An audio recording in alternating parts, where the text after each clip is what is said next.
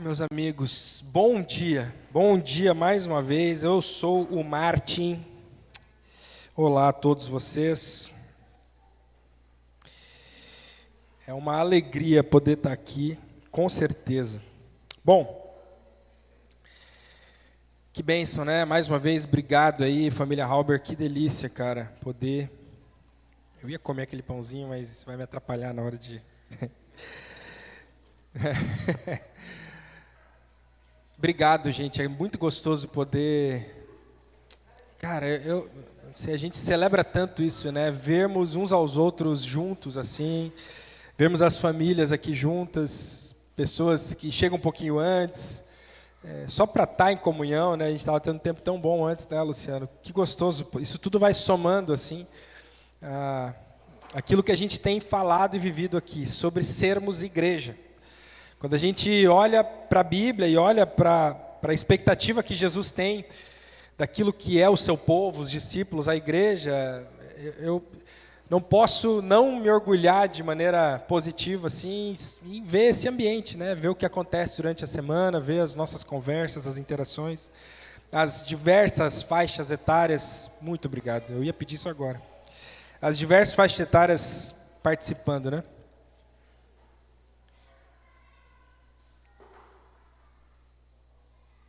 Vamos lá, nós começamos e estamos na semana 6 da nossa série Igreja, a série sobre igreja.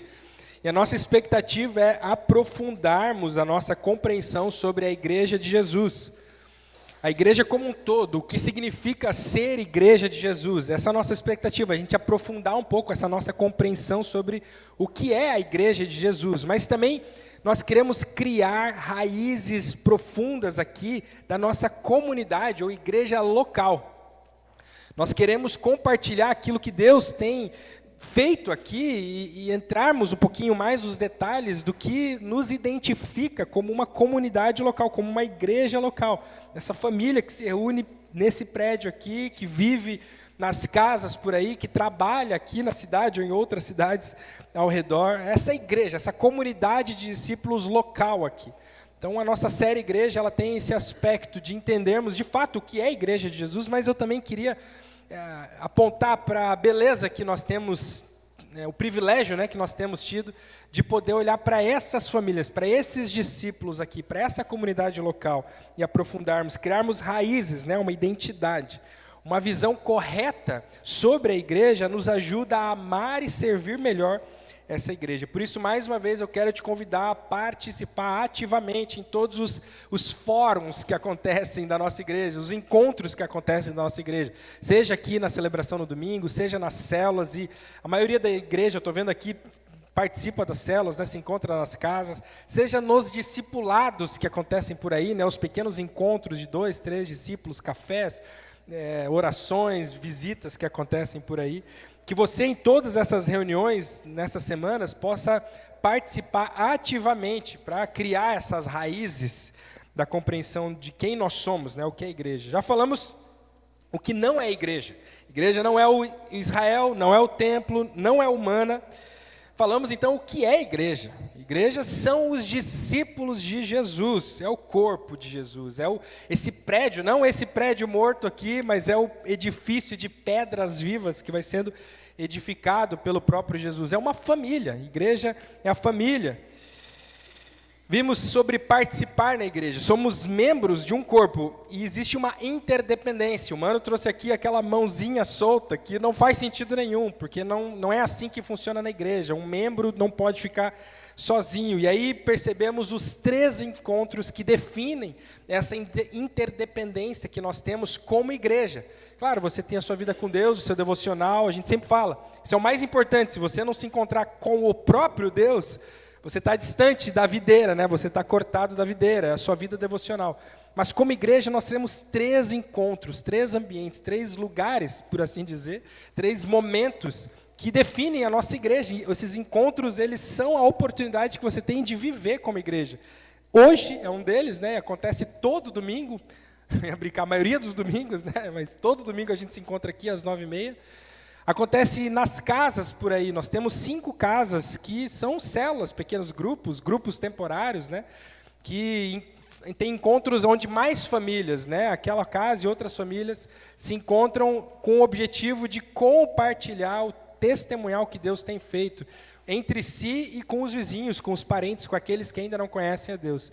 E o terceiro encontro são esses discipulados, encontros informais ou mais formais que acontecem, semanais, quinzenais, mensais, encontros que acontecem onde a igreja, em um menor número, se reúne, né? 2 ou 3 se reúnem para se aprofundar um com o outro. O que a gente tem falado do discipulado é uma troca de vida, né?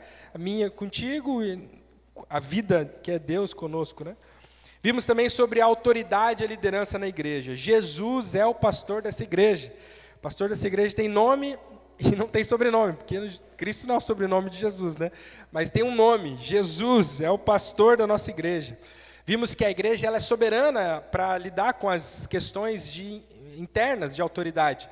Ela é soberana sobre o que diz respeito a ter recebido do Senhor as chaves para determinar as coisas, como elas devem acontecer aqui. O Espírito vai coordenando isso, mas é a assembleia da igreja, né? Os membros da igreja reunida. E essa igreja é liderada, assim, por uma liderança plural. Um grupo de pessoas que é levantado por Deus, mas é testificado e reconhecido e empossado, né, diria assim, pela própria igreja local, para assim liderar e pastorear essa igreja. E na última semana nós vimos com Felipe sobre multiplicação e perseverança. A saúde do corpo faz o corpo naturalmente ou sobrenaturalmente multiplicar.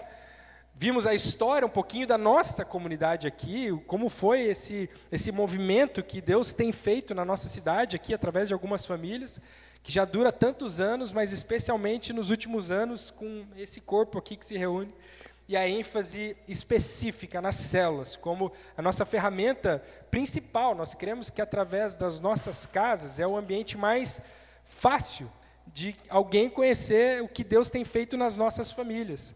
Muito mais do que aqui, muito mais do que às vezes numa pregação, mas quando você abre a sua casa para pessoas que ainda não conhecem Jesus, para contar e testemunhar o que Deus tem feito na tua vida, esse é o ambiente que nós cremos que, de maneira saudável, a gente vai multiplicar. E hoje nós queremos falar sobre generosidade e mordomia. Dinheiro, de fato, é um dos temas mais sensíveis que existe no mundo, em geral. Em qualquer cenário, sempre que a gente fala sobre dinheiro, é um assunto espinhoso ou tenso em algum nível. Seja numa entrevista de emprego, quando se pergunta, né, qual que é a tua pretensão salarial, ou você já vai esperando, né, puxa, quanto será que eles vão oferecer, ou numa promoção, né, alguma coisa assim. É um daqueles assuntos que vai ficando para o fim, assim, a gente não quer entrar muito, ou num alinhamento entre casais. Você tem gastado muito. O cartão está errado aqui, a fatura. Começa a ter briga, às vezes, no casal. Por quê? Por causa de dinheiro. No governo, né? As políticas econômicas. Um é mais para a direita, um é mais para a esquerda, um acha que tem que ser mais assim, mais assado. E, no fim das contas, muito tem a ver com como nós gastamos o dinheiro do país. E há uma briga. Não, tinha que ser... O dinheiro acaba movendo tantas coisas. De maneira pessoal também, as nossas aspirações. Eu queria ganhar mais dinheiro assim, eu vou tentar trabalhar mais, vou mudar de ramo. Por quê? Porque eu acho que eu poderia ser mais bem-sucedido, poderia ganhar mais dinheiro, né? Ou então, na vida da igreja. Também é um dos assuntos sensíveis, né, que a gente tem. Talvez você pode se lembrar aí de conversas que você já teve em algum ambiente. Se eu perguntasse aqui, talvez todos poderiam lembrar de alguma conversa, alguma piada, algum assunto, uma vez que você estava envolvido, falando sobre os escândalos, os roubos que acontecem na igreja. As igrejas por aí, líderes por aí, têm feito mau uso e dado mau testemunho no que tange o dinheiro. Eles têm abusado, eu diria, financeiramente, né, de algumas comunidades. Isso tudo é comum para nós. O dinheiro, ele é um assunto que a gente sempre fala, sempre pensa, mas ele é sempre um assunto difícil. É aquela conversa, será quanto que meu parente está ganhando? Tu viu que ele trocou de carro? Isso aí significa... E a gente fica pensando nisso, tu vê como é que é? Esses dias mesmo eu coloquei umas luzinhas lá em casa, e aí o meu vizinho veio falar comigo, legal essas luzinhas e tal, a gente aproveitei, né, para compartilhar um pouco ali, mas eu vi que ele ficou tenso em perguntar quanto que tinha sido aquelas luzinhas.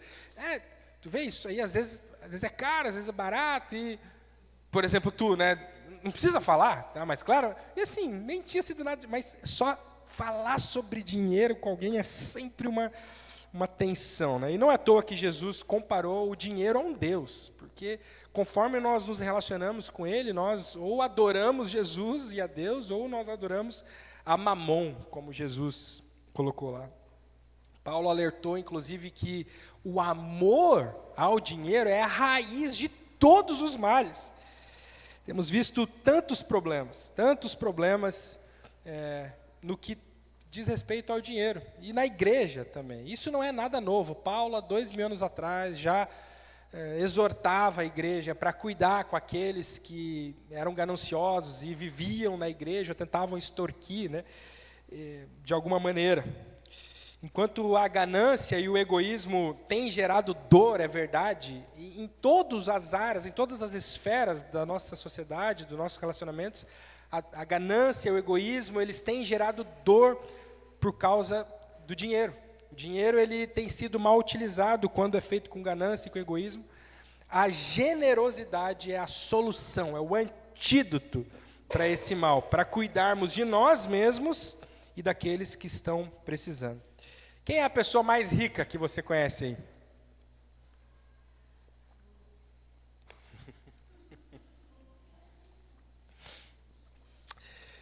Tantos, né?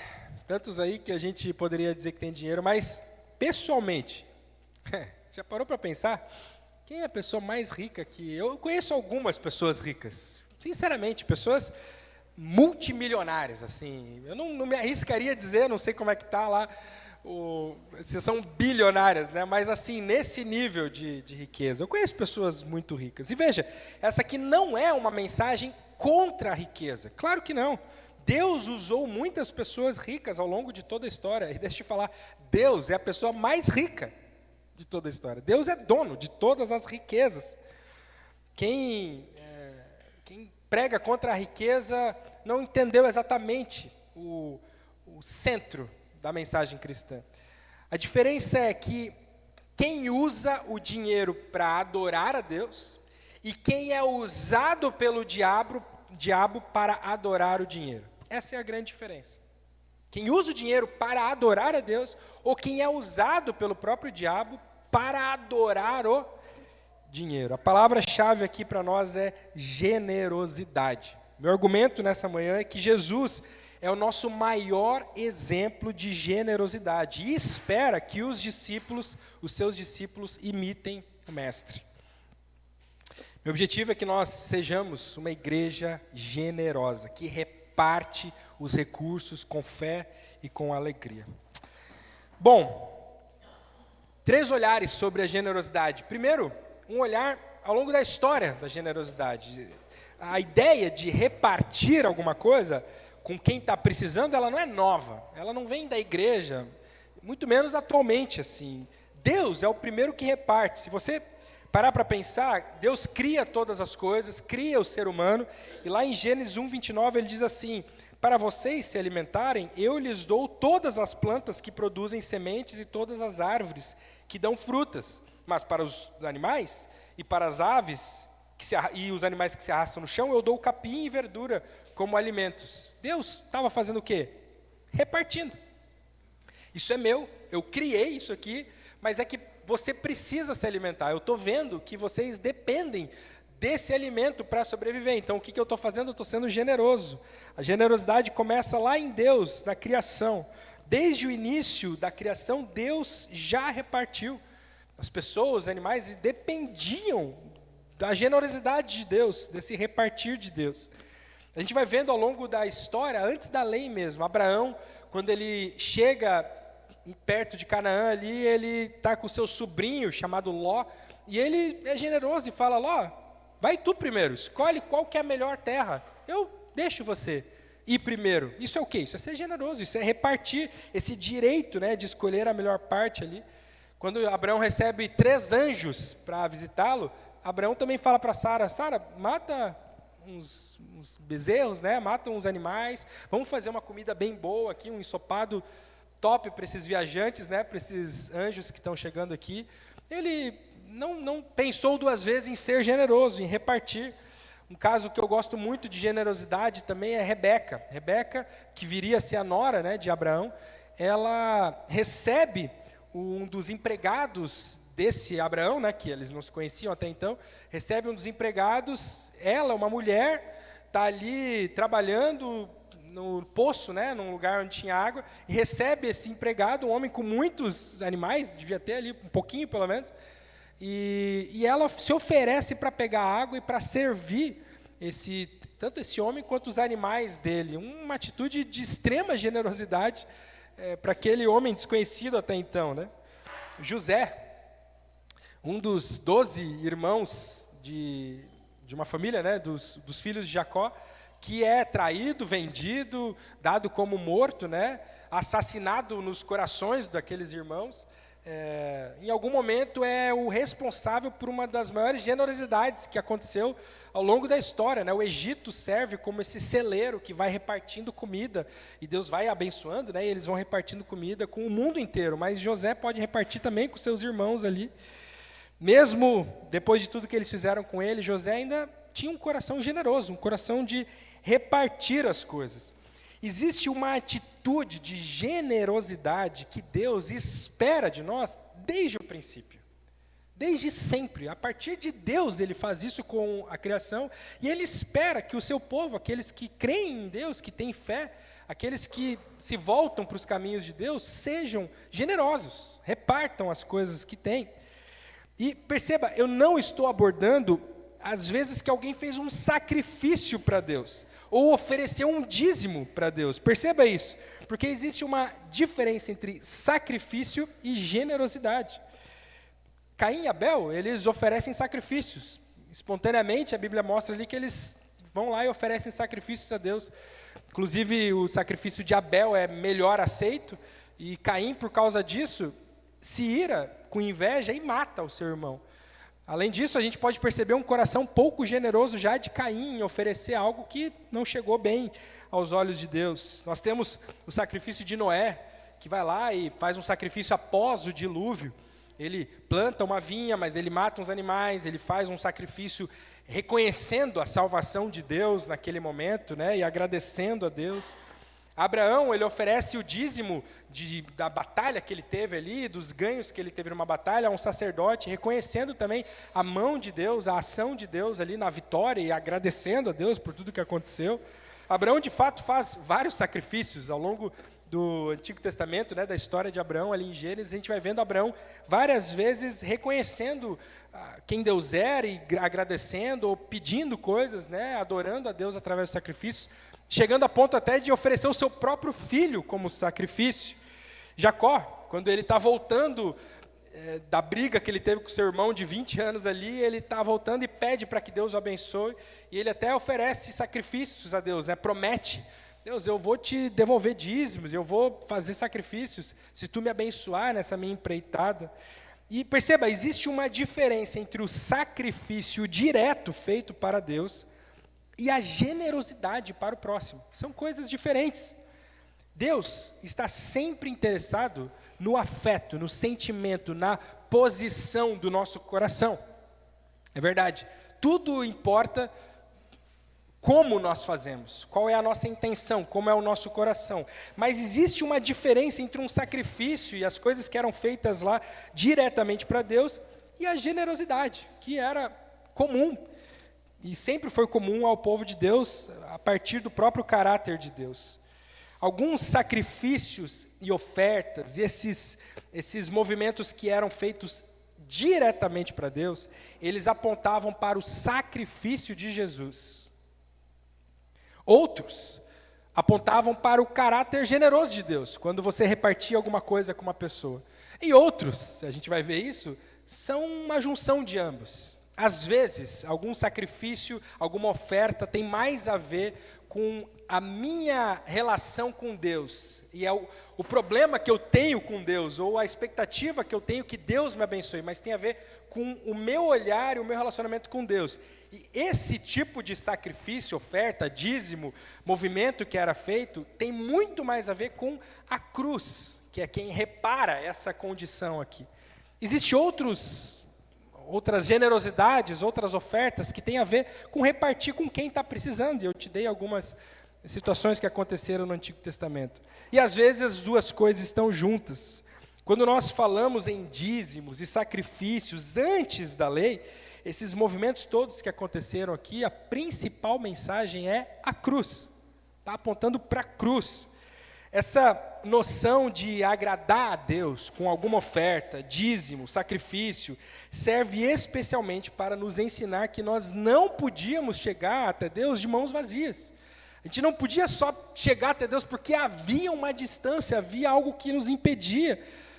Existia tácito no coração humano, implícito ali, que, claro, nós não podemos só chegar a Deus, ou se Ele fez alguma coisa, eu preciso devolver, eu preciso fazer algo, eu preciso fazer um sacrifício, ou eu pequei e aí preciso fazer alguma oferta. Isso tudo aponta para a cruz. Nós não podíamos chegar diante de Deus de mãos vazias. E veja, até hoje, nós não podemos chegar diante de Deus de mãos vazias. Nós só chegamos diante de Deus com as mãos furadas. Através das mãos de Jesus. É só esse o único caminho que nós podemos chegar até Deus. Nenhum sacrifício, oferta, dízimo serve para nos aproximar de Jesus, ganhar esse favor de Deus.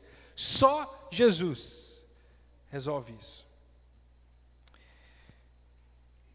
Quando Deus dá a lei para o povo, Ele aproxima essas duas práticas de maneira pedagógica. Veja, para agradar a Deus, para se aproximar de Deus, para fazer coisas que alcancem o favor de Deus, o povo naquela época fazia sacrifícios e matava animais e queimava coisas, legumes, ofertas, dava dízimo de coisas, oferecia coisa a Deus no intuito de se aproximar de Deus. E Deus sabia que isso era importante, era pedagógico, que a humanidade entendesse que existe uma distância entre nós e Deus, que seria resolvida na cruz. E agora, para agradar a Deus e se aproximar dele, na lei, Deus cria algo que também serve como generosidade e organiza, estrutura a generosidade e o sustento de algumas pessoas que precisavam disso na nação de Israel. Quando a nação de Israel ela é estabelecida, Deus decreta leis que fomentam e estruturam essa prática de generosidade. Deus fomenta essa generosidade através de práticas de sacrifício e das leis dos dízimos. Eu queria ler contigo Levítico, você pode só prestar atenção. Você pode abrir, tá? Levítico 6, 16 a 18, mas eu vou ler de maneira mais rápida aqui. Os sacerdotes que são descendentes de Abraão ficarão com o resto da oferta de cereais. Com a farinha da oferta eles farão pão sem fermento e comerão o pão num lugar sagrado. Não usarão fermento para fazer esse pão. Essa parte das ofertas de cereais que fica para os sacerdotes pertence a Deus e por isso é muito sagrada, como também são sagradas as ofertas para, veja, tirar pecados e as ofertas para tirar culpas. Veja, ofertas, sacrifícios que dizem a respeito da culpa, do pecado. Isso não foi resolvido com oferta e sacrifício nenhum, exceto a própria cruz. Mas agora essas ofertas, Deus aproxima e faz com que isso seja um meio da generosidade do povo. Versículo 18 diz assim: todos os homens que sejam descendentes de Arão têm para sempre o direito de comer deste pão, dessas ofertas. É a parte que lhes pertence das ofertas de alimentos dadas a Deus, o Senhor. Os sacrifícios de arrependimento e ofertas de paz, que serviam para o povo se aproximar de Deus e serviam como artefato, instrumento pedagógico de Deus para mostrar que existia essa distância e era necessário um sacrifício para recuperar esse favor de Deus, para Ele perdoar os pecados, para purificar o povo, para ganhar de novo essa aproximação. Esses sacrifícios, essas ofertas, agora debaixo da lei, são usadas pelo próprio Deus para alimentar pessoas. Era a união entre essa reconciliação com Deus e a generosidade. Veja lá em Deuteronômio 14, 22, diz assim: todos os anos juntem 1/10 de todas as colheitas e levem até o lugar que o Senhor nosso Deus tiver escolhido para nele ser adorado. Ali, na presença do Senhor nosso Deus, comam aquela 10ª parte dos cereais, do vinho e do azeite, e também a primeira cria das vacas e das ovelhas. Façam isso para aprender a temer a Deus para sempre. Mas, se o lugar de adoração ficar muito longe, e ficar impossível levar até lá a 10ª parte das colheitas, como Deus os abençoou, então façam isso. Vendam aquela parte das colheitas, levem o dinheiro até o lugar da adoração que o Senhor tiver escolhido. E ali comprem tudo o que quiserem comer, carne de vaca ou de carneiro, vinho, cerveja ou qualquer outras coisas que desejarem. E ali, na presença do Senhor nosso Deus, você e a sua família comam essas coisas e se divirtam à vontade. Não sei se você já tinha olhado para esse texto de Deuteronômio aqui, a expectativa que Deus tinha do uso do dízimo é comida, comam isso, né? Porém, não se esqueçam dos levitas que moram nas cidades de vocês. Eles não receberão terras em Canaã, como as outras tribos. De 3 em 3 anos, juntem a 10ª parte das colheitas daquele ano e guardem nas cidades onde vocês moram. Essa comida é para os levitas, pois eles não têm terras próprias, e também para os estrangeiros, os órfãos e as viúvas que moram nas cidades de vocês. Assim, todos eles terão toda a comida que precisarem. Façam isso para que o Senhor, nosso Deus, abençoe todo o trabalho de vocês. Pelo menos 3 dízimos eram exigidos do povo em Israel, como lei para o povo de Israel, a fim de que todos pudessem ser sustentados de maneira abundante. Viu qual que é o objetivo aqui no final do texto? Assim, todos eles terão comida. Toda a comida que precisarem. O objetivo dos dízimos aqui é que todo mundo pudesse ser sustentado. E 3 dízimos muito claros eram exigidos do povo. Primeiro, um dízimo para os vulneráveis, ou para os necessitados, os pobres, os estrangeiros, as viúvas, aqueles que não podiam produzir algum tipo de comida, de alimento. E essas pessoas passariam fome. E a maneira que Deus exige que elas sejam sustentadas é que quem tem, né, os produtores de alimento, repartam, peguem 10% daquilo e dividam com essas pessoas. Um segundo dízimo era o das festas. A gente acabou de ler. Parte daquilo que o povo produzia, 10% daquilo que o povo produzia era recolhido e levado até um lugar de festa, de comunhão, e se ficasse muito longe, a indicação é que você venda então, mas compre comida lá, porque não tem a ver com o dinheiro. E veja, tinha dinheiro nessa época, ele está acabando de falar isso, tinha moeda, mas não é sobre moeda, o dízimo é sobre comer, sobre você se divertir lá e ter uma festa. E o terceiro dízimo era esse, para os levitas, para essa tribo inteira que dependia, por não ter terra e não conseguir produzir alimentos, dependia da generosidade do povo. Os levitas ainda tinham existia um quarto dízimo que era eles mesmos darem 10% daquilo que eles recebiam para os sacerdotes, que eram os líderes desses próprios levitas. Ou seja, a ideia era repartir essa comida de maneira que ninguém ficasse sem se alimentar. Seja porque não podiam produzir a comida por causa de doença, ou era uma viúva, ou não tinha terra, ou tinha algum problema e eles não podiam, ou seja porque eles viviam exclusivamente para liderar o povo e governarem o povo, eles serem líderes espirituais, religiosos, mas também de governo do povo. O dízimo em Israel significava comida repartida com alegria. Isso era o dízimo de Israel. A generosidade sempre foi um traço do caráter de Deus, seja antes ou depois da lei. Antes, de maneira mais livre, com ações espontâneas, como eu falei, de algumas pessoas que repartiram coisas umas com as outras, ou então depois da lei, de maneira estruturada, com dízimos e sacrifícios que apontavam para essa prática da generosidade. Um resumo aqui sobre o nosso primeiro olhar do Antigo Testamento. 2 verdades são muito importantes que nós podemos aprender do Antigo Testamento. E presta bem atenção aqui. Esse é um resumo de tudo que eu falei até agora. Primeira verdade: os sacrifícios, ofertas, dízimos direcionados a alcançar o favor de Deus refletem a obra de Jesus na cruz e estão graciosamente completos. Nós não temos mais nenhuma obrigação em relação a essas leis. Segunda verdade: a generosidade é algo levado extremamente a sério por Deus, e Ele vai conduzir o seu povo a repartir os seus recursos com aqueles que dependem disso, de um jeito ou de outro. Fez sentido?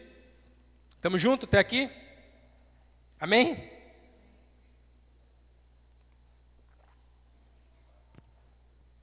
Tá bom. Avançando. A generosidade na igreja.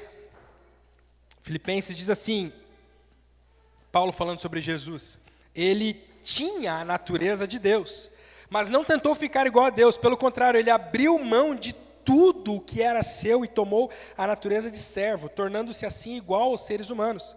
E vivendo a vida comum de um ser humano, ele foi humilde e obedeceu a Deus até a morte e morte de cruz. A vinda de Jesus para nos salvar foi o maior ato de generosidade possível, porque era um ser com toda a riqueza que existe, que abriu mão de toda a riqueza que existe para se tornar alguém pobre, como nós, humilde como nós, e morreu por nós. O próprio Deus abriu mão de suas riquezas e glória e repartiu sua vida conosco. E aí lá em Lucas, quando Jesus está conversando com um jovem que queria segui-lo, por fim Jesus diz assim, falta mais uma coisa para você fazer. Venda tudo o que tem e dê o seu dinheiro aos pobres, e assim você terá riquezas no céu. Depois venha e me siga. Jesus ele vai falar aproximadamente 60 vezes, tem 60 citações de Jesus sobre dinheiro, generosidade, só nos evangelhos. Os discípulos agora são desafiados a fazer como mestre, a repartirem, a serem generosos. Ele fez isso, ele olha para um discípulo que quer segui-lo e fala, você tem que repartir, cara.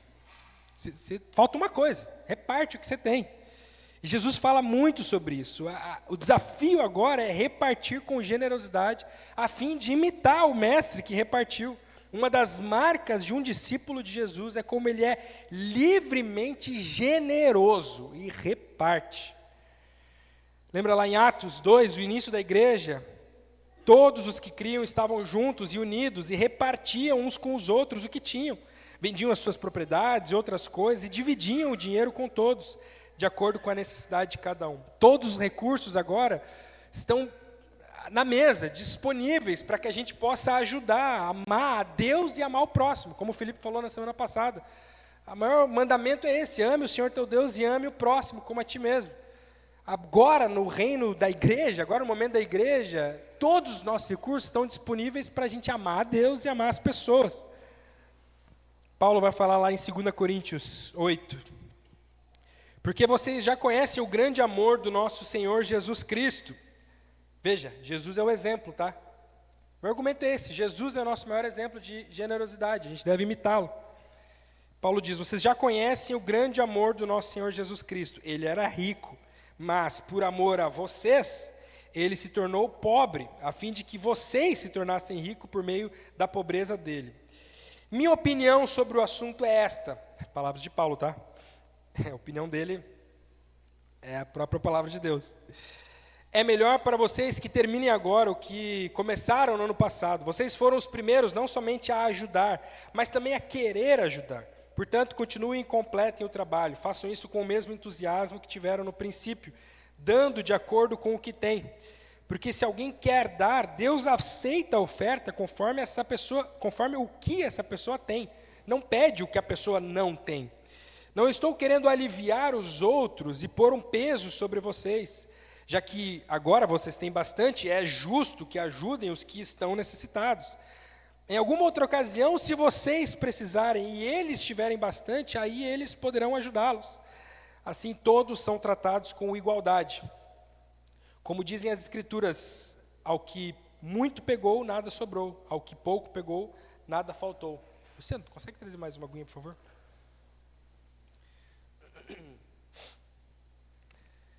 Existe uma expectativa de que a igreja organize e estruture a generosidade para servir melhor às necessidades. Vou repetir, existe uma expectativa de que a igreja estruture e organize melhor a generosidade. Obrigado. Existe uma expectativa que a igreja organize e estruture para que a generosidade possa servir melhor aquelas pessoas que precisam. E nós temos 3 frentes de sustento que dependem da generosidade dos discípulos, da igreja. A primeira frente é o sustento da igreja local. A primeira esfera de generosidade é com a própria igreja local. Tudo o que fazemos juntos deve ser ofertado juntos. Nós somos sustentados como igreja porque todos repartem um pouco. No fim das contas, é assim que funciona. Lá em Atos, no início da igreja também diz assim, José, a quem os discípulos chamavam de Barnabé, um levita natural de Chipre, vendeu um campo que possuía e trouxe o dinheiro e depositou aos pés dos apóstolos, porque essa era a necessidade que existia naquela época. Paulo, dizendo aos coríntios sobre a ceia, diz, quando vocês se reúnem, não é a ceia, ele está fazendo uma crítica ao pessoal lá de Corinto, não é a ceia que vocês comem, porque quando come, um come mais, outro come menos, né? Cada um toma a sua própria ceia, enquanto um fica com fome, outro fica embriagado. Será que vocês não têm casas onde podem comer e beber? Ou menosprezam que é a igreja de Deus, né, o povo reunido, e envergonham os que nada têm? Que posso dizer a vocês? Devo elogiá-los? Certamente não posso elogiá-los. Paulo está dizendo, vocês estão distribuindo mal os recursos de vocês até na hora de comer. Um chega, traz tudo, já chega meio embriagado, come demais, outro está passando fome. E é justamente sobre isso aqui que Paulo vai condenar a falta de discernimento do corpo. A crítica que Paulo vai fazer para a ceia, quando ele fala, examinem vocês uns aos outros aí, para ver se vocês, de repente, um não está passando fome, e vocês estão aí super orgulhosos da ceia e comendo e participando, enquanto tem alguém que está passando fome. Os recursos precisam ser divididos de maneira que o corpo funcione. Examinem, discernam o corpo de vocês, percebam as necessidades. Os gastos, até com comida, que acontecia na ceia ali, deviam ser repartidos com generosidade. Jesus vai falar, quando ele envia os discípulos, fiquem na mesma casa, comendo e bebendo do que eles tiverem, porque o trabalhador é digno do seu salário, não fiquem mudando de casa em casa. Jesus ensina que aqueles que anunciam a palavra deveriam ser sustentados por aqueles que recebem essa pregação, como algo justo e digno.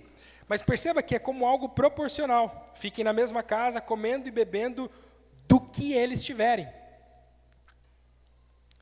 Existe uma expectativa de que a comunidade seja igual. As coisas, não há um endosso aqui para que a comunidade enriqueça um líder. Se o líder tem enriquecido, ele tem com certeza destoado daquilo que Jesus disse sobre proporcionalidade, como aquilo que eles têm. Se numa casa tem pouco, o que você vai comer é pouco. 1 Timóteo 5,17, Paulo diz, devem ser considerados merecedores de pagamento em dobro, os presbíteros que presidem bem, especialmente os que se esforçam na pregação da palavra e no ensino, pois a Escritura declara, não amordace o boi quando ele pisa no trigo, e ainda o trabalhador é digno do seu salário. Paulo continua esse ensino, organizando a estrutura de sustento dos líderes da igreja. O princípio bíblico é que os que foram chamados para viver o ministério pastoral de uma igreja local devam ser sustentados pelos outros irmãos da igreja, para que possam servir com exclusividade e liberdade também. A primeira responsabilidade de uma igreja local é sustentar aqueles que pregam a palavra. Nem sempre isso é possível. E é o nosso caso atualmente. Nós não sustentamos os nossos líderes, os nossos pastores aqui, não há o sustento 100% vindo daqui, mas esse é o nosso alvo, é onde a gente quer chegar. Dupla honra, como Paulo fala, são merecedores de dupla honra, aqueles que presidem a igreja, os presbíteros, especialmente os que pregam e ensinam. De novo, não significa enriquecer. Existe uma clara expectativa de proporcionalidade no corpo de Deus. Um pastor que é rico numa igreja que não é rica, está errado. Mas existe uma dupla honra, e essa dupla honra, ainda que não signifique enriquecer, significa priorizar. Nós não vamos gastar com prédio, com coisas físicas, antes de nós sustentarmos os nossos pastores. Esse é o princípio bíblico. Antes de você gastar o dinheiro da generosidade dos irmãos com outras coisas, a prioridade precisa ser as famílias que lideram essa igreja, os homens e mulheres, enfim, as famílias de presbíteros ali, né? Especialmente aqueles que pregam e ensinam. Depois disso, nós vamos avançando em gastos secundários. E cada comunidade, perceba, vai ter orçamentos diferentes. Uma comunidade com 1.000 pessoas vai ter orçamentos e gastos diferentes que a nossa comunidade, por exemplo, de 100 pessoas não vai ter. Existe, de novo, essa proporcionalidade. A nossa situação atual, eu queria compartilhar contigo um pouquinho, para você perceber financeiramente como é que a gente está. Nossos gastos como igreja giram em torno de R$25.000. São os gastos mensais que a gente tem. E as nossas entradas giram em torno de R$8.000. Nossa realidade financeira mostra que, de fato, nós não temos sido generosos no sustento da nossa igreja local. Existe uma distância muito grande entre o quanto que nós gastamos e a necessidade que nós temos para sustentar essa comunidade atual e o quanto entra nos nossos orçamentos. Eu tenho orado constantemente para que Deus não mande mais pessoas, porque o fim não é esse. Nós justamente vivemos como igreja para alcançar mais pessoas. E todo esse dinheiro, o fim é alcançar mais pessoas. Mas que, dentre o grupo que temos, nós possamos viver essa generosidade aqui. Deus possa nos mover em direção a uma saúde financeira, para que a nossa igreja possa depender financeiramente só da generosidade dos próprios irmãos e da nossa própria repartição, né? Minha pergunta para ti é: você está envolvido no sustento da tua igreja? Você participa do sustento da tua igreja? E vai aí uma inspiração. Comece hoje. Participe do sustento da tua igreja. Segunda área de sustento que depende de uma igreja é o sustento da expansão missionária. A obra missionária acontece porque discípulos individualmente e igrejas locais repartem um valor especificamente para isso. Lá em Coríntios, Paulo diz assim: enquanto estive trabalhando entre vocês, fui pago por outras igrejas. Por assim dizer, eu estava roubando delas para ajudar vocês. E durante o tempo em que estive com vocês, quando precisava de alguma coisa, não incomodava ninguém, pois os irmãos que vieram lá da Macedônia me trouxeram tudo o que eu precisava. O que aconteceu no passado e acontecerá no futuro é isto: eu nunca exigirei nada de vocês que vocês me ajudem em nada. Paulo está dizendo aqui, eu plantei, fiz toda essa igreja aqui, porque irmãos lá em Corinto, né? Porque irmãos lá da Macedônia me sustentaram, abençoaram, me deram tudo o que eu precisava. Veja, nós estamos vivendo essa situação exatamente agora. A nossa comunidade local aqui é mantida pela comunidade lá de Porto Alegre, a Monte Serra Porto Alegre, nos sustenta aqui na nossa plantação em Santa Cruz. Nosso sustento como família pastoral, meu e da Suzy, como família como um todo, integralmente vem de lá.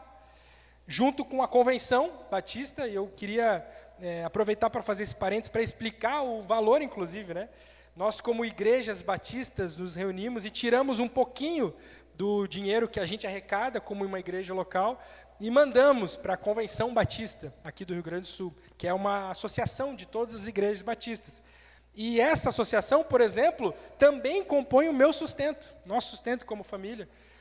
Mais uma vez, igrejas e discípulos abençoando igrejas e pastores de outro lugar. Igrejas do Rio Grande do Sul inteiro compõem também o nosso sustento como família, junto com a Monte Serra lá em Porto Alegre, junto com outros discípulos espalhados pelo mundo, que são mantenedores nossos, que fisicamente, assim, pessoa física, né, nos ajuda diretamente a nossa família. Igrejas, discípulos, a convenção, todos que entendem o valor de não abençoar só a sua própria igreja local, mas de tirar um pouco do dinheiro e mandar para outras pessoas. Ocasionalmente nós vivemos isso aqui, a nossa igreja é abençoada por isso, porque a nossa família recebe justamente de 3 áreas diferentes, de outra igreja, de outras igrejas no estado, a convenção, e de outras pessoas, outros discípulos que simplesmente querem ofertar e abençoar. O aluguel, a manutenção do nosso prédio também é inteiramente sustentado por outra igreja, que decide investir em missões. O Felipe, a família do Felipe, a família do Mano, as famílias pastorais aqui, também são apoiadas financeiramente por outra igreja, né? A igreja lá de Porto Alegre. A nossa família oferta para o campo missionário em geral, para algum missionário, há muitos anos. É um princípio que eu tenho há muitos anos, independente de quanto eu tenho, isso variou já muito ao longo dos últimos 10 anos, independente de quanto tem entrado, parte disso eu tiro e abençoo outro pastor, outro missionário, outra pessoa, independente de onde ela esteja. A gente tem agora no nosso coração, a família que está, é uma família de missionários que está indo para o Azerbaijão. Veja, uma família que eu não estou lá, não sei, e eu só estou abençoando, porque eu creio nisso, que nós como igreja, como discípulos, precisamos abençoar não só a nossa igreja local, mas o envio de missionários por aí. Mesmo tendo pouco nós podemos ser generosos. Lembra da viúva pobre? Que tinha pouco, para não dizer quase nada, e ela deu tudo o que ela tinha. Além da oferta direta para o sustento da tua igreja, os missionários contam com a nossa generosidade. Você está pessoalmente envolvido na expansão missionária.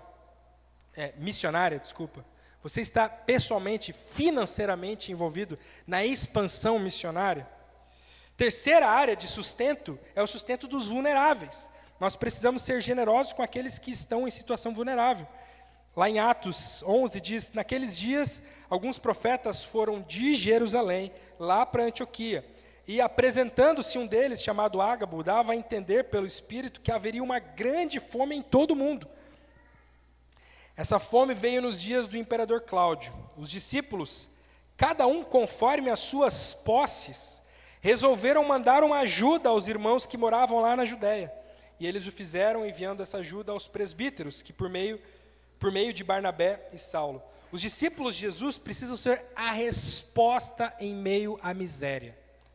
Os discípulos de Jesus precisam ser a resposta em meio à miséria ao teu redor, ao nosso redor. As enchentes foi um exemplo maravilhoso de como a igreja é a resposta à miséria. Como a igreja foi bênção e serviu tanto as cidades do nosso estado, amando as pessoas com bens, com dinheiro, com recursos financeiros. Às vezes a gente espera que o Estado, que alguém, que uma ONG, que vai fazer, a igreja é a resposta. A igreja é a resposta a essa vitória, a essa miséria. Eu lembro uma vez que eu ainda não era casado, era seminarista, lá em Curitiba, e tinha ganhado uma ofertinha, assim, na época, sei lá, menos de 50 reais, bem menos, assim, não lembro quanto exatamente, mas uma oferta que eu ia comer aquilo. Eu ia no shopping, eu morava bem perto do shopping, lá em Curitiba, eu ia comer. Fui bem faceiro, né? Abri a Bíblia, foi bem isso. Depois da aula, abri a Bíblia e tinha um dinheiro dentro da Bíblia. Assim. Até hoje não sei quem deu, né? Mas isso acontece. E aí era o que eu precisava lá no shopping comer. E aí fui lá no shopping, peguei um BK, um Burger King, assim. Ok, fui voltando para comer lá no seminário, na faculdade. E aí passando, eu vi um cara que estava na rua, assim, uma pessoa em situação de rua, e o cara... acho que Deus falou no meu coração, oferece a comida, né? Fiquei naquela luta assim, falei, tá, tudo bem. Ofereci a comida para ele, Kelly, quero, tá bom. Falei, mas eu tenho mais dinheiro, né? Eu tinha o suficiente para comprar de novo, né? Então eu falei, não, vou lá, né? Então fui lá no shopping de novo, bem feliz, né? Agora ainda mais feliz, porque eu tinha repartido, tinha sido generoso, né? Ufa, isso é bom ser crente, né? Olha como Deus faz, abençoa e tal. Fui lá, comprei o Burger King de novo e falei, tá, mas eu não vou lá de novo. Eu vou por outra rua, porque lá, né? Fui por outra rua, vi outro morador de rua. Cara, não acredito nisso. Sério? Quer? Quero. E voltei para casa. De fato, aquela oferta nunca foi para mim, né? Como é que você reage quando alguém necessitado te pede ajuda? As pessoas estão vivendo miséria aí ao nosso redor. E a igreja, não esse CNPJ aqui, os discípulos de Jesus. A igreja é a resposta. Lembra que o próprio Jesus fala, eu estive com fome e vocês me deram comida, eu estive com sede e vocês me deram água. Era estrangeiro e me receberam nas suas casas, estava sem roupa e vocês me vestiram. Estava doente e cuidaram de mim, estavam na cadeia e foram me visitar.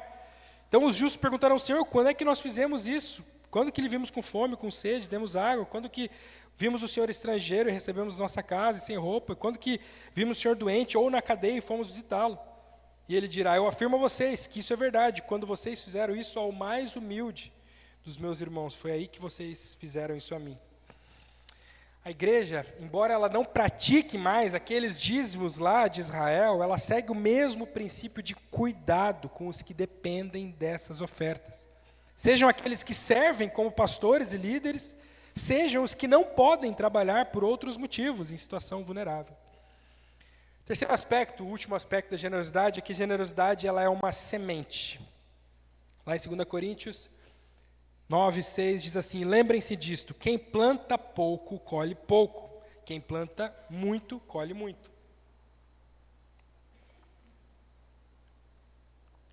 Um dos princípios mais básicos da natureza é o que você planta, colhe. Nem sempre, porque eu estou lá com a minha hortinha lá de casa, tá horrível aquilo, que eu já adubei, tentei remexer a terra, e não nasce, eu já plantei tudo que é planta, e Tô com dificuldade lá nas minhas plantinhas, né? Mas a verdade é que, aí sim, nós só podemos colher aquilo que nós plantamos, né? Porque se eu nem plantar, claro que eu não vou colher. E veja, como a Bíblia, Paulo acabou de falar sobre isso. No versículo 7 ele diz, cada um dê a sua oferta conforme resolveu no seu coração, não com tristeza, nem por obrigação, pois Deus ama quem dá com alegria. E Deus pode dar muito mais do que vocês precisam para que vocês tenham sempre tudo o que necessitam. E ainda mais do que o necessário para fazerem todo tipo de boas obras. Como dizem as Escrituras Sagradas, Ele dá generosamente aos pobres e a sua bondade dura para sempre. E Deus, que dá a semente para semear e o pão para comer, também dará a vocês todas as sementes que vocês precisam. Ele fará com que elas cresçam e deem uma grande colheita, como resultado da generosidade de vocês. Sobre o que Paulo está falando aqui? Dinheiro, no fim das contas. Sobre a generosidade em repartir os nossos recursos financeiros. Dessa mesma forma, nós somos ensinados a perceber a generosidade como um ciclo de bênção, tanto para quem recebe a bênção, recebe o ato de generosidade, quanto para quem reparte. E ao contrário do que nós vemos por aí, Deus ele não quer negociar, barganhar contigo, ou abençoar mais quem dá mais dinheiro. Não é sobre isso. O versículo é muito claro, ele só ama a oferta que vem de um coração generoso e alegre. Não tem a ver com a quantidade de dinheiro. Tem a ver com o coração generoso e alegre.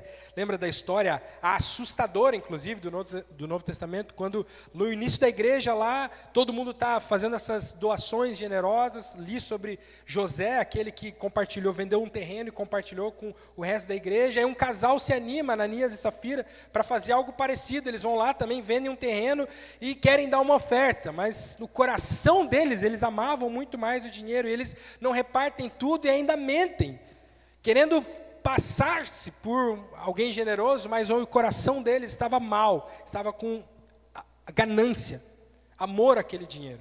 E o que acontece é que Deus mata aquele casal. Eles literalmente caem mortos na frente da igreja, do povo de Deus reunido. O povo está ali, eles vão lá com a oferta. A gente também quer ajudar pastor Pedro, o Pedro lá da época, né? Está aqui. A gente quer ajudar também, vimos José aí que deu uma oferta boa, a gente também, né amor? Deu uma oferta boa, quer ajudar. Deus matou eles, porque Deus ama quem dá com alegria. O dinheiro não é sobre isso.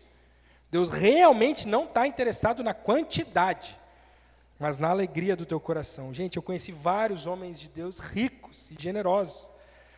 E é impressionante como Deus faz prosperar ainda mais essa generosidade. Deus abençoa ainda mais esse coração generoso na nossa própria vida. São incontáveis bênçãos. Essa é uma palavra que às vezes perde o sentido, porque a gente usa ela de maneira hiperbólica, né, exagerada, mas eu não estou exagerando, são incontáveis bênçãos que eu e a Suzy poderíamos dizer, nossa família, de Deus fazendo a gente prosperar e viver coisas incríveis, que não teria como a gente viver. Se a gente olha o nosso orçamento, o dinheiro que entrou, fala, não tem como. Mas Deus tem visto sim a generosidade, e Ele faz prosperar, porque é Ele quem dá a semente, e no fim das contas Ele quer alimentar um terceiro lá na ponta. E se é por aqui que eu vou usar, é por aqui que eu vou usar, e Ele vai fazendo prosperar. Fraldas, eu lembro assim, quantas anos, né, a gente não comprou fraldas. Roupas, eu tenho um dado para vocês que é estarrecedor. Eu, pessoalmente, talvez a Suzy, escondida aí, fez isso em algum momento, em algum brechó, alguma coisa. Eu, pessoalmente, nunca comprei uma roupa para os meus filhos. Nunca comprei. Dinheiro, carro, eu nunca comprei um carro. Todos os carros que a gente teve, a gente ganhou. Eu nunca tirei um centavo do bolso para comprar um carro. A gente foi ganhando. Agora os legendários estavam compartilhando ali hoje de manhã que eu estava meio em dúvida se eu ia, por vários motivos, mas também o financeiro. Falei, tá, eu acho que eu vou. Falei com o Felipe ali, porque existe toda uma exigência, né, de dinâmica familiar aqui com a igreja também. Falei, cara, acho que eu vou. Orei sobre isso, falei com a Suzy, vamos dar o passo de fé. Passa alguns dias, eu recebo uma oferta específica para isso. Eu quero te abençoar para ir nos legendários, porque para quem serve também tem que pagar, né? Então, para ir nos legendários. Queridos, nós somos inspirados a repartir com a convicção que Deus nos fará prosperar, para que nós possamos repartir ainda mais. Você tem recebido a multiplicação dos teus frutos de generosidade? Você tem visto isso? Não? Por quê? Você já experimentou a abundância de recursos enquanto repartia com alegria? Deus tem uma vida próspera para os generosos. Presta bem atenção nisso aqui. Deus tem uma vida próspera para os generosos. Paulo segue dizendo lá em Coríntios: vocês serão enriquecidos de todas as formas, para que possam ser generosos em qualquer ocasião. E por nosso intermédio, ou seja, aqueles que recebem a generosidade, Paulo aqui se coloca como o que está recebendo a generosidade. A sua generosidade resulte em ação de graças a Deus. O serviço ministerial que vocês estão realizando não está apenas suprindo as necessidades do povo de Deus, mas também transbordando em muitas expressões de gratidão a Deus. Por meio dessa prova de serviço ministerial, outros louvarão a Deus pela obediência que acompanha a confissão que vocês fazem do Evangelho de Cristo e pela generosidade de vocês em compartilhar seus bens com aqueles e com todos os outros.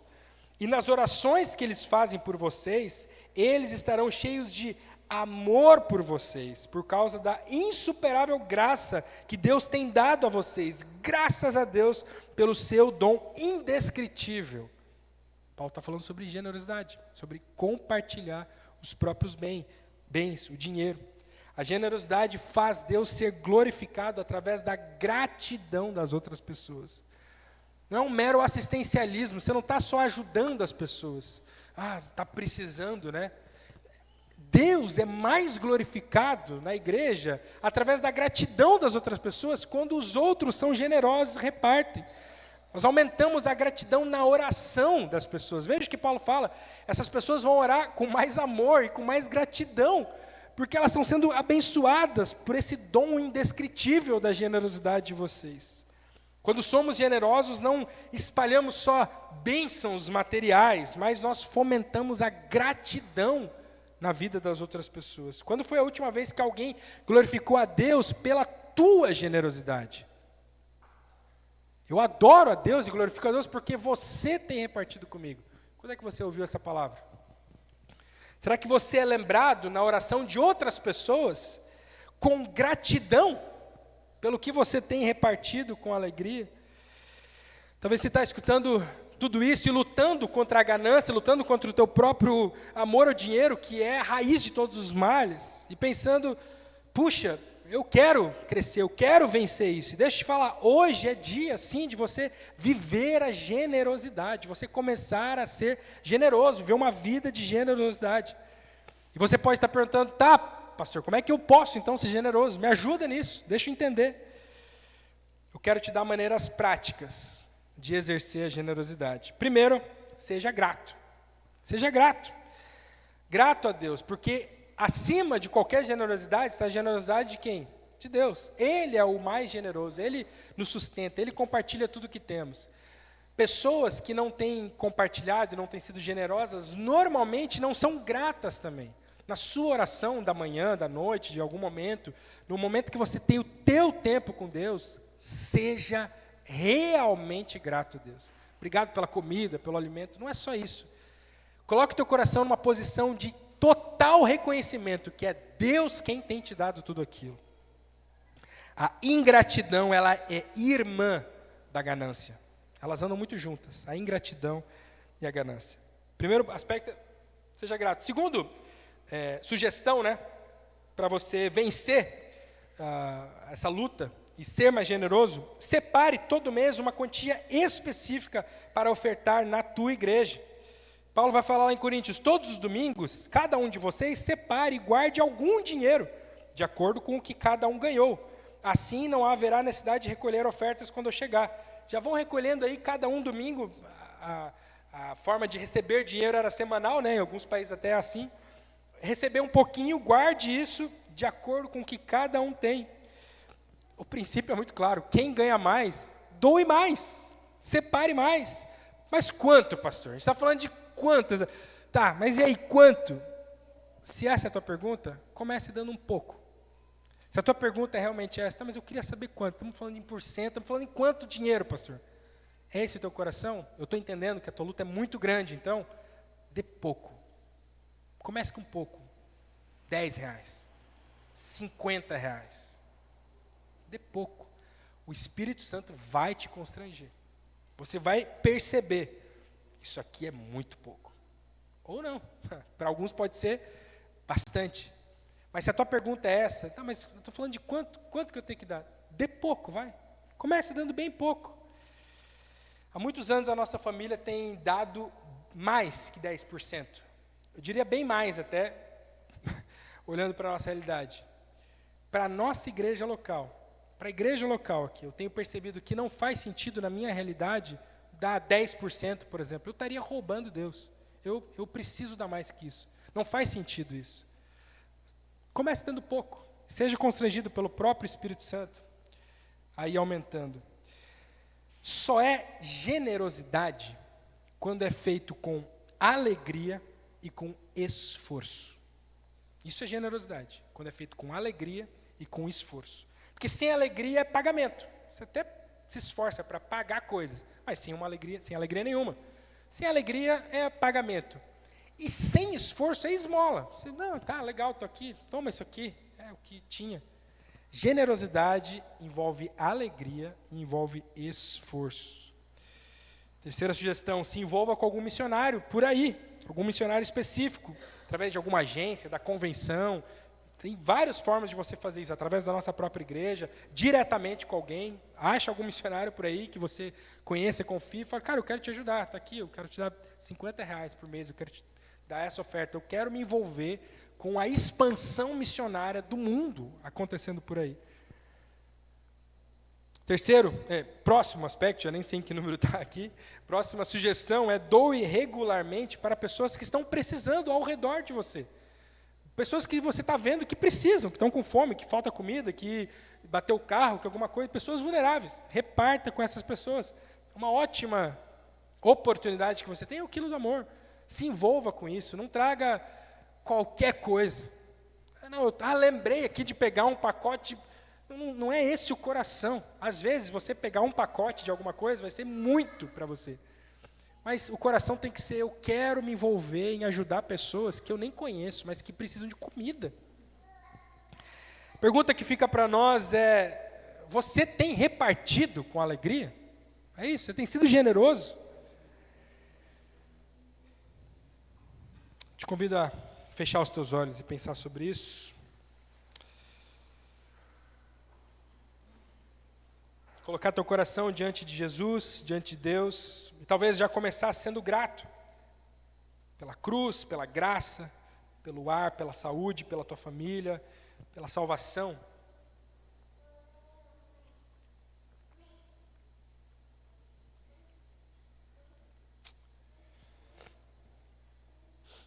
Reconheça as áreas em que você tem negligenciado a generosidade. Quais ambientes que você não tem repartido, não tem sido alguém generoso. Se arrependa diante de Jesus.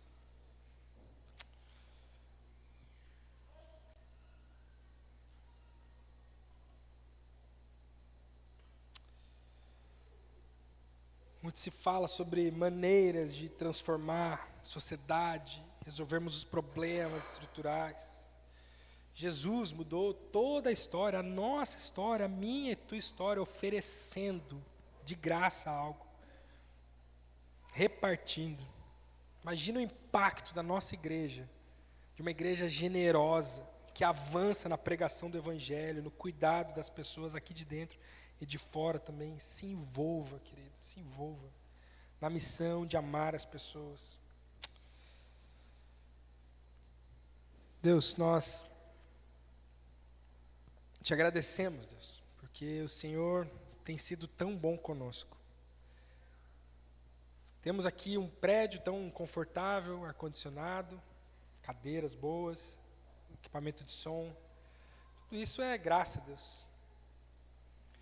Muito mais do que isso, temos visto as nossas famílias vivendo bem, a despeito dos problemas, podendo aproveitar tantas coisas da vida. E por isso tudo eu te agradeço. Isso em si não é mal, isso é bênção tua. Isso é o Senhor abençoando o teu povo, a tua igreja, abençoando as pessoas de maneira geral. Obrigado por isso, Deus. Nós queremos ser gratos, para então sermos generosos. Que possamos olhar para Jesus e toda a sua generosidade, olhar para a potência, para o poder transformador, Deus, para quão poderoso é essa ferramenta, essa postura que é a generosidade, como nós transformamos vidas e realidades através de repartirmos o que nós temos. Sim, o nosso tempo, os nossos talentos, os nossos dons, nosso coração, né, os nossos sentimentos e afetos, o olhar que a gente tem para as outras pessoas, tudo isso. Mas Deus, nessa manhã, de maneira tão específica, Deus, o nosso dinheiro, quanto que nós temos no bolso, quanto que entra na nossa conta, na nossa família, quão transformador é, Deus, um ambiente onde as pessoas são generosas e compartilham. Nós temos visto isso aqui, através do Quilo do Amor, através de tantas pessoas que têm compartilhado o seu dinheiro. Temos recebido isso de maneira tão incrível, Deus, e maravilhosa, através de outras pessoas, outras igrejas ao longo do estado inteiro, especialmente lá da igreja de Porto Alegre, que tem compartilhado, repartido, tirado um pouco do seu dinheiro e mandado para cá, simplesmente porque crê que é assim que a gente expande o reino, repartindo, sendo generoso, doando. Nos ajuda, Deus, a termos muito claro aquela mensagem de Tiago: sem obras a fé é morta. Não adianta nada a gente falar que crê e o amigo do lado está passando fome. É isso que Tiago fala. Nós precisamos mostrar, Deus, a nossa fé. Nos ajuda a sermos uma igreja generosa. Faz prosperar aqui, Deus. Eu acredito nisso, tenho vivido isso há décadas já. Minha vida é um exemplo, Deus, de alguém que depende 100%, Deus, da doação e da generosidade de outras pessoas. Tantos anos já nós dependemos apenas do movimento que o Senhor faz no coração das pessoas em repartir. Tem sido uma bênção, Deus, poder ser grato, agradecer, lembrar das orações dessas pessoas que têm repartido conosco, mas também sermos generosos. Eu peço que o Senhor faça florescer aqui, Deus, nos nossos corações essa generosidade. Que possa abundar aqui com fartura, Deus. Que logo as pessoas possam perceber esse ciclo de bênção, Deus, e desfrutar de um coração grato, Deus, de um coração generoso, de um coração alegre em repartir. Enfim, Deus, nós dependemos do Senhor, o Senhor sabe disso. Meu coração é sincero e humilde aqui diante de Ti, diante da igreja. Eu confio, Deus, que o Senhor que começou essa obra vai cumprir até o fim, Deus. Obrigado pelo Teu amor. Em nome de Jesus. Amém.